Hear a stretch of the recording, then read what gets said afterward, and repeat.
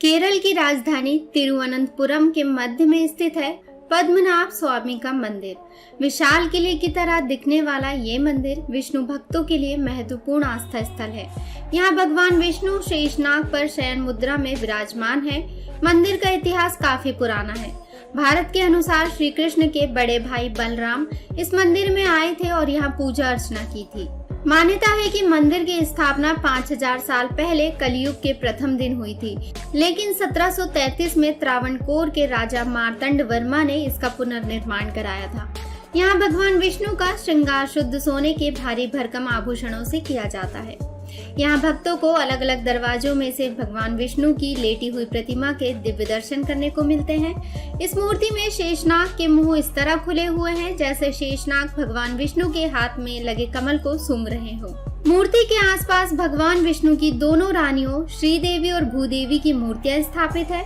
इस मूर्ति में भगवान विष्णु की नाभि से निकले कमल पर जगत पिता ब्रह्मा की मूर्ति स्थापित है। मुख्य कक्ष जहां विष्णु भगवान की लेटी हुई मुद्रा में प्रतिमा है, वहां कई दीपक जलते रहते हैं। इन्हीं दीपकों के उजाले से भगवान के भव्य दर्शन होते हैं।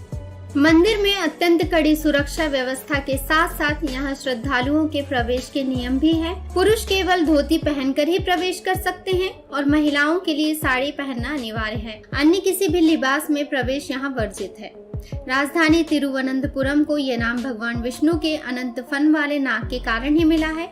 मंदिर में एक स्वर्ण स्तंभ बना हुआ है जिसकी सुंदरता को श्रद्धालु एकटक निहारते रहते हैं। मंदिर का स्वर्ण जड़ित गोपुरम 7 मंजिला का 35 मीटर ऊंचा है। कई एकड़ में फैले मंदिर में महीन कारीगरी का भी कमाल देखते ही बनता है। मंदिर के बाहर पवित्र सरोवर है जिसे पद्मनाभ तीर्थ कहते हैं। श्री पद्मनाभ मंदिर की एक विशेषता है कि इस मंदिर में भगवान विष्णु की शयन मुद्रा बैठी हुई और खड़ी मूर्तियां स्थापित की गई हैं। सभी मूर्तियों की विशेष रूप से पूजा अर्चना की जाती है। तीनों मूर्तियों की पूजा अलग अलग तरीकों से की जाती है। गर्भगृह में भगवान विष्णु की शयन मुद्रा में मूर्ति का श्रृंगार फूलों से किया जाता है। पूजा के समय इन फूलों को मोर पंखों से हटा दिया जाता है। फिर मूर्ति को स्नान कराया जाता है। भगवान विष्णु की खड़ी मूर्ति को उत्सवों के अवसर पर मंदिर से बाहर ले जाते हैं। प्रतिवर्ष मार्च, अप्रैल और अगस्त नवंबर महीने में वर्ष में 2 बार धार्मिक समारोह होता है। इस समारोह में आउ यानी पवित्र स्नान किया जाता है। इस समारोह में भगवान विष्णु, नरसिंह और भगवान श्री कृष्ण की मूर्तियों को नगर के बाहर समुद्र किनारे पर ले जाकर स्नान कराया जाता है। पद्मनाभ स्वामी मंदिर का जिक्र उनके खजानों के रहस्य की वजह से होता है। कहा जाता है कि अभी मंदिर के सभी खजानों का पता नहीं चला है और 7वां दरवाजा अगर खुलता है तो उससे काफी बड़े खजाने का पता चल सकता है। तिरुवनंतपुरम का श्री पद्मनाभ स्वामी मंदिर का 7वां दरवाजा अमीर मंदिर की वजह से सुर्खियों में रहने वाले इस मंदिर में एक गेट है। ये गेट अभी तक खुला नहीं है और कहा जाता है कि अगर ये गेट खुल जाए तो इसमें इतना खजाना निकलेगा कि भारत एक बार फिर अमीर हो सकता है। जी हाँ, इस खजाने को लेकर कई तरह के दावे किए जाते हैं। आप भी सोच रहे होंगे कि अगर इस गेट के पीछे इतना बड़ा खजाना है तो फिर इस गेट को खोल क्यों नहीं दिया जाता। दरअसल इस गेट को खोलना भी मामूली बात नहीं है और इस पर लगातार चर्चा होती रहती है। ऐसे में जानते हैं कि ये गेट किस तरह से बंद है, इस गेट की खास क्या बात है और ये जिस खजाने का गेट है उसमें कितना पैसा हो सकता है। अगर इस गेट की बात करें तो इसे लेकर कहा जाता है कि इसकी सांप रक्षा करते हैं और किसी को दरवाजा खोलने नहीं देते हैं। मान्यताओं के अनुसार एक बार इसे खोलने की कोशिश की गई तो सांप के काटने से उनकी मौत हो गई थी। दरअसल ये दरवाजा स्टील का बना हुआ है और इस पर 2 सांप बने हुए हैं। इस दरवाजे के लिए ये भी कहा जाता है कि इसमें कोई भी ताला नहीं लगा हुआ है और इसे खोलने का कोई अलग तरीका है। माना जाता है कि ये नाग से जुड़े मंत्रों के जरिए ही खोला जा सकता है, मगर इसे खोलने में काफी रिस्क है। इस गेट के लिए कहा जाता है कि इसे खोलने का काम कोई सिद्ध व्यक्ति ही कर सकता है और अभी तक ऐसा कोई शख्स नहीं मिला है।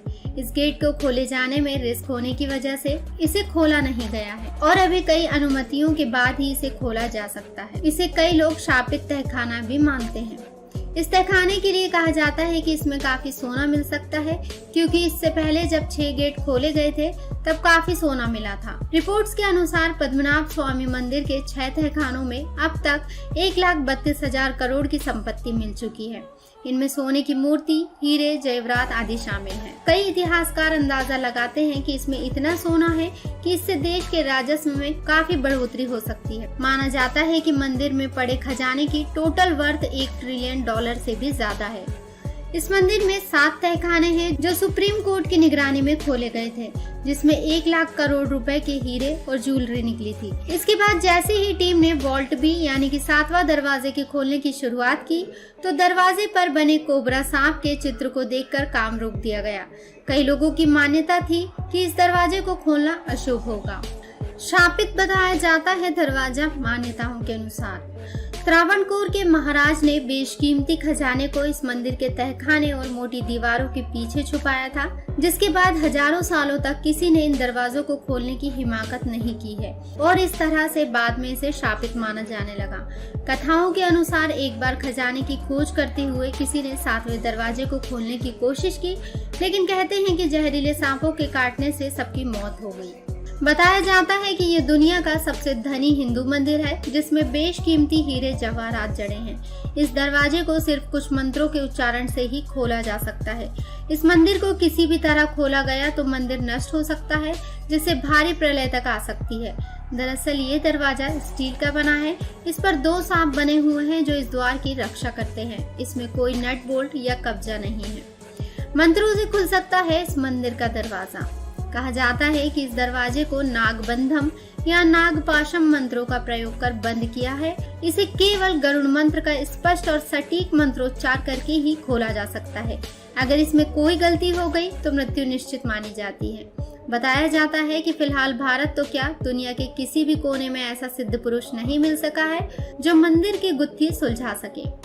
ये मंदिर दुनिया के सबसे अमीर मंदिरों में गिना जाता है। कुछ वर्ष पहले विष्णु जी के इस मंदिर में 5 तहखानों में से 1 लाख करोड़ से भी ज्यादा की संपत्ति का पता चला है। आज भी इस अकूत संपत्ति की देखभाल त्रावणकोर राज परिवार करता है। तो दोस्तों, ये थी तिरुवनंतपुरम के मध्य में स्थित पद्मनाभ स्वामी के मंदिर की जानकारी।